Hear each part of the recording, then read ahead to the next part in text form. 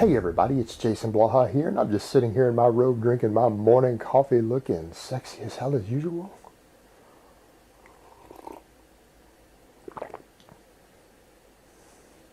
And for those of you who say I don't look sexy as hell when I do these videos in my robe, nobody cares what you think. I didn't ask you shit.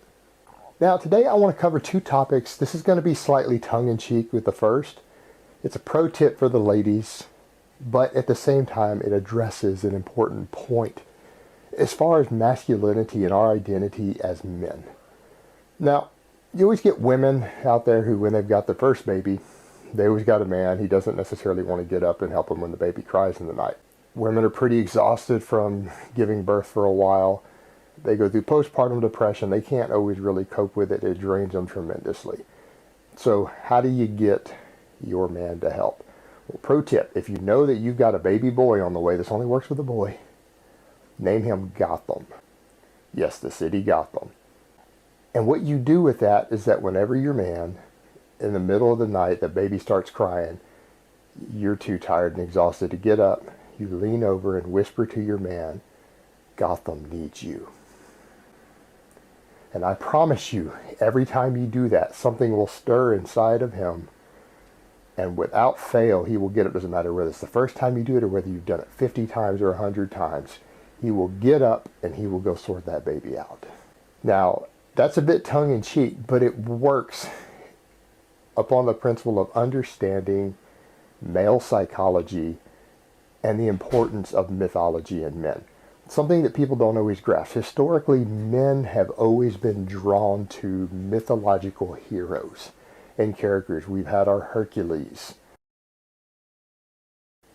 We've had our Samson. All of these figures that we draw strength from and we draw our identity from and we identify with, these strong male role models, the protectors. Sometimes they're a dark knight like Batman, and sometimes they're more heroic like Superman, but at the end of the day, these iconic figures inspire us and teach us as young men valuable lessons that we need to learn to be men later in life.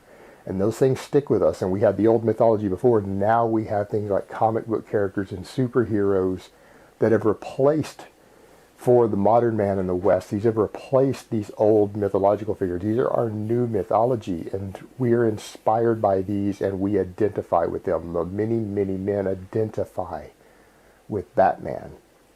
And we see him as a strong, positive male role model.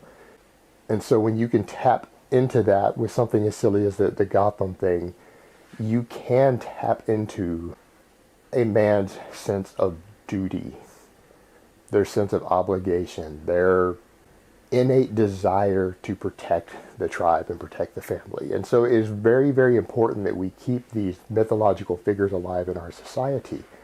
And so when you see any attempts to get rid of this sort of thing, to get rid of these strong male role models in media, in literature, and off of television and off the movies, that is in and of itself an attack upon the role models that we as men growing up need to teach us, to inspire us to be real men. And as silly as that sounds, these are fictional characters. They've always been historically very, very important for that. And it is important that we understand that role that these mythological and fictional characters hold. They are an important component of masculinity historically across every culture. Alright guys, but that's really all I have to say on that today. I hope it has been informative, and I will talk to you guys next time.